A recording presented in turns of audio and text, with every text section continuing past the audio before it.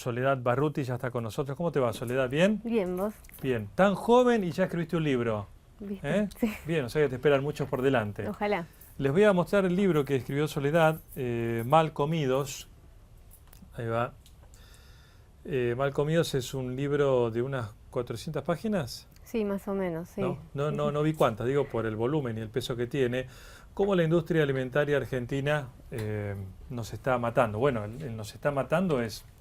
¿Nos está matando la comida argentina?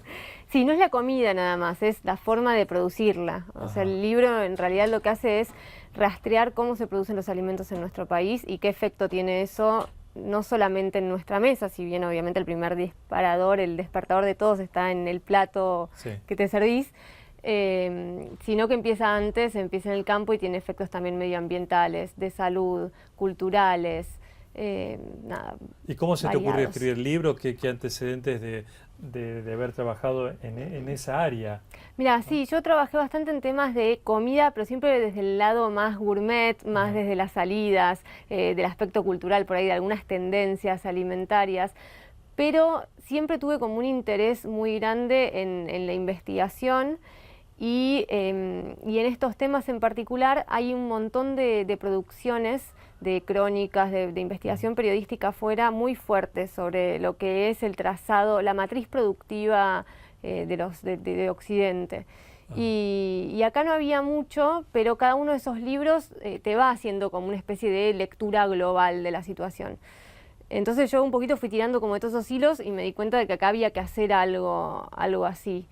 Afuera realmente es muy fuerte lo que sucede. Afuera estoy hablando de Estados Unidos, pero también estoy hablando de Brasil, estoy hablando de Chile. Realmente plantear qué está pasando alrededor de la industria alimentaria es un tema muy importante y nuestro país es productor de alimentos, nada más y nada menos. Fundamentalmente productor de alimentos. ¿Y qué está pasando con la industria? Y en realidad se dice productor de alimentos. Nosotros tenemos un país que fue industrializándose en su producción más de base, desde las semillas, desde la incorporación de estas grandes corporaciones que plantean un modelo de trabajo de campo, de producción muy intensivo, muy industrial, muy aglomerado en estas pocas manos, digamos, cada vez más grandes, y muy prescindente de lo que fue siempre una materia muy importante en nuestra producción, que son los pequeños productores, los medianos productores, desde la producción familiar hasta el chacarero. Hoy en día vemos que el campo se quedó como con sus chacareros, fueron alquilando sus tierras, lo que más se ve es soja, casi el 60% de nuestra tierra está ocupada por soja,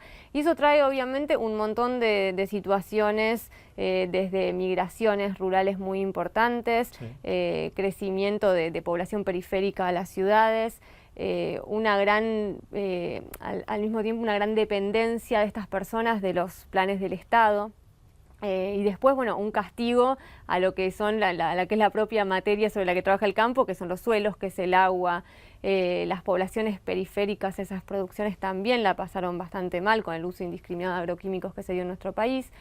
Y como corolario de todo eso, tenemos que los alimentos que recibimos todos los días no tienen nada que ver con el recuerdo que podíamos tener hace muy poco de lo que eran esos alimentos. Bueno, a ver, asustanos un poco con la comida. ¿Que comimos ahora hace un ratito o la que vamos a comer? Si no es cuestión de asustarse, pero sí estar alertas y que tenemos que hacer un cambio en nuestro país, porque mientras nadie esté planteando, bueno, ¿qué hacemos? Esto se va profundizando y va trayendo consecuencias a largo plazo. Uno es el de los agroquímicos. Los agroquímicos en nuestro país están sumamente fuera de control y en los lugares, por ejemplo, hay un caso muy interesante en Mar del Plata. En Mar del Plata hubieron dos casos, hubo una judicialización muy grande sobre el mercado de acopio de frutas y verduras, porque una ONG hizo una especie de allanamiento casero y encontró muchos residuos de agroquímicos. Viene de un antecedente en Córdoba en donde ya había sucedido y ya había sido judicializado eso también. Esta ONG logró la intervención de determinados tipos de organismos de control tarde, pero como lo suficientemente preocupados por la paranoia colectiva como para tratar de hacer algo. Y empezaron a hacer análisis sobre el mercado, empezaron a hacer educación alrededor de los productores de estas frutas y verduras que por lo general no saben bien cómo producir y hablan de remedios cuando tienen que hablar de venenos, ¿viste? Como una serie de cosas. Y hoy en día, después de casi 4 años de venir trabajando con estas personas y de este modo como intenso y preciso, encuentran resultados muy buenos en cuanto a los residuos controlados y demás. El resto del país está bastante fuera de control y cada vez que alguien hace un análisis alrededor de eso, cualquier ONG, que hay muchas en nuestro país por suerte, siempre encuentra. Pero por ejemplo, ahora que, bueno, viste, pasaron las fiestas, uno come por demás, entonces ahora en enero dice, bueno, vamos a aflojar un poco con las calorías y te comes una ensalada de lechuga y tomate que pensás que es re sana. ¿No es sana? Y mira, yo me hice análisis de agroquímicos en sangre, que es algo que yo me hice, sí. Me hice a raíz de esto que pasó en Mar del Plata y encontraron que tenía 3 insecticidas. ¿En tu sangre? En mi sangre. ¿Insecticidas de qué tipo? Y un organofosforado, 2 organofosforados, perdón, y un piretroide. Y la verdad es que es grave, porque la única manera, o sea, un es clorpirifos, ponele, que es uno de los que más se encuentra cuando se encuentra residuos por encima de lo permitido, uno de los que más se encuentra es clorpirifos. Y yo hablaba con el... ¿Que se aplica que algunas legumbres? Sí, a un montón, porque medio que los productores, sobre todo los del cordón hortícola, que están bastante precarizados y viven de una manera bastante marginal y trabajan de una manera bastante marginal, desgraciadamente, aplican un poco según el precio del mes, viste, lo que creen que va a ser bien. Entonces yo hablaba con el bioquímico y le decía, bueno, ¿y qué hago con esta información? O sea, yo ahora sé, por ejemplo, que lo que yo sospechaba, soy como un caso testigo más de estos que vienen recopilando. Y me decía, lo grave es eso, es que no sabemos. Entonces tenemos que empezar a ser conscientes. ¿Vos sabés que los insecticidas que tenés en sangre o agroquímicos son producto de la alimentación? Y yo de otra manera recibir clorpirifos es medio raro, y además siempre que encuentran esos casos, ¿no? Siempre lo mismo se encuentra. Y hubieron casos en acelgas, en lechugas, de casos como muy grandes, de residuos muy por encima de lo permitido. ¿Y no lo eliminás de la sangre?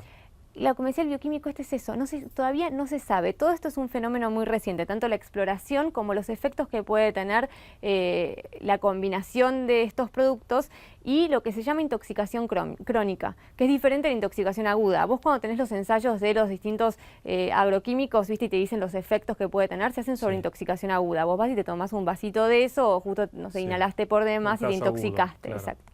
Crónico es vos vas recibiendo en tu cuerpo estas pequeñas trazas que se van como poniendo una encima de la otra, que tienen también de repente ensamblan en determinado tipo de medio ambiente en el que vos vivís, y te dispara una enfermedad de acá a 15 años, a 20 años, a 10 años. Y es muy difícil generar la causa-efecto.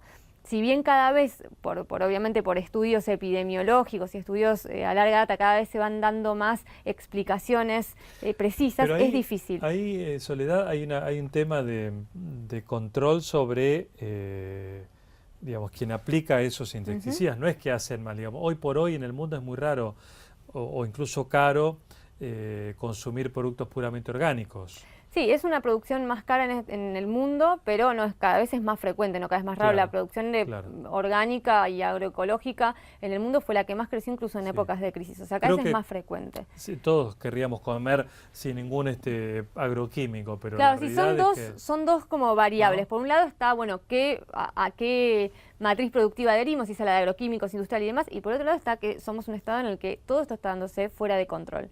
No hay una ley nacional de agroquímicos, no hay nadie que vaya a visitar los campos y hacer... O sea, yo hablaba con personas realmente que me dijeron, nunca en nuestra vida vimos un inspector o alguien que nos viniera a explicar. De hecho, el caso más extremo que yo cuento en el libro, que yo me topé, digo, como algo extremo, es una familia que encontró en una comunidad, en una cooperativa en La Plata, que se encontraba un día viendo la tele y en América TV apareció un informe sobre agroquímicos y los efectos en Misiones, y ellos empezaron a identificar efectos que ellos mismos tenían, problemas en la piel, determinados tipos de cáncer que encontraban en su comunidad, como algo que podía tener que ver con eso que estaban aplicando. Entonces ellos fueron al Estado a pedir algún tipo de supervisión, ¿no? Eso es muy extremo. Acá se plantea en tu libro algunos casos puntuales cotidianos, ¿no? Que tenemos todos, como por ejemplo el pollo, que no comen a veces granos, los peligros de una ensalada, en el sushi, que es un plato muy delicado. ¿Hay un peligro en el sushi? Y estamos hablando del salmón. En el sushi yo lo que hablo es del salmón, y el salmón como un animal criado de la misma manera en la que se crían los pollos, pero en el agua. Con balanceado. Con balanceado, con una cantidad de antibióticos enorme, con agroquímicos también, porque hay que controlar un medio como el marino, ¿no? Sí. Imagínate si es difícil controlar un campo, lo difícil que es controlar el mar, de que aparezcan algas, otros bichitos, que bueno, eso se controla también con agroquímicos muy fuertes, con químicos muy fuertes. Bueno, y sí, son peces que son carnívoros y están comiendo maíz. Es un alimento que se vende como un alimento de gran calidad y la verdad que no lo es. ¿No lo es? No, no lo es para nada. En Europa es donde más hicieron estudios sobre lo que es el salmón industrial. Pero el arroz no hace nada. No, a las ver, algas, o sea... No. El sushi ese, o sea, ¿qué peligro esconde? Es como una pregunta de la contratapa, pero habla específicamente del salmón.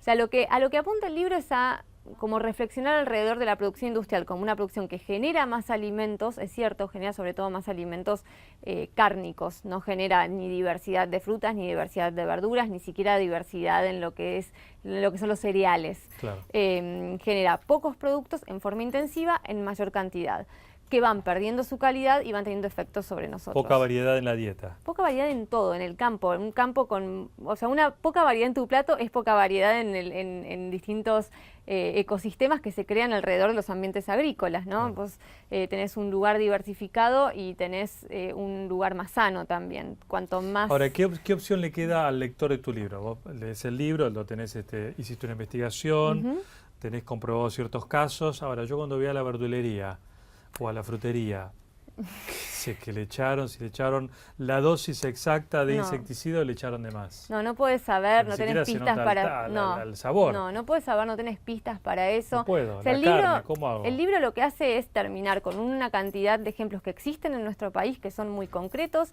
y que muestran modelos diferentes y posibilidades de producir de otra manera, ¿no? Cuando vos no sé, tenés a los productores acorralados, pagándoles lo menos posible y dejándolos solo con una alternativa que es la soja, o a los más pequeños también acorralándolos sin posibilidad de acceso a la tierra, sin posibilidad de tener un trabajo digno, básicamente, estás de alguna manera estimulando que eso suceda. En nuestro país, si bien pareciera que hay un modelo, un plan estratégico agroalimentario, el libro sigue una hipótesis que es la de que en realidad este gobierno y el plan que se generó con el plan estratégico agroalimentario viene a cerrar el plan estratégico de la dictadura y todo el plan económico que se empezó a trazar ahí.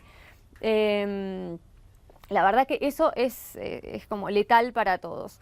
Entonces, lo que habría que pensar es, bueno, otro modelo y involucrarnos todos. Cuanto más información podemos tener, más podemos pensar y analizar cosas que no sean solamente coyunturales y vivir en la urgencia. ¿Viste? Este país te manda permanentemente a vivir en la urgencia coyuntural. Bueno, cuando esto llegue a la urgencia terrible de la coyuntura, va a ser demasiado tarde. Entonces, es una invitación a eso, a estar atentos. Con respecto a las comidas diarias y con respecto a las alternativas, hay, desgraciadamente, para personas con tiempo, con determinado poder adquisitivo y con determinado como la comida como un lujo, digamos. Es así, pero es el país que estamos teniendo. O sea, es un poco hacernos cargo. ¿Viste? Es una investigación. Vos no puedes dar tan bien la solución a las cosas. Sí, no le das. No, en todo caso pasa por la salud pública. Exacto. ¿No?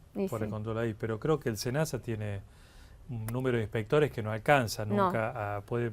Un inspector del SENASA tiene que estar 3 años para ir al lugar que debería ir, ¿no? Está todo armado de una manera muy perversa para que las cosas también no sucedan. Hay esas cosas en donde, qué sé yo veía casos de las personas que sí quieren trabajar dentro de funcionarios públicos, desde policías hasta inspectores, les quitan los autos, les quitan la computadora. O sea, está armado, de alguna manera está diseñado para que haya un descontrol en todo sentido. Muy bien, gracias Soledad por venir,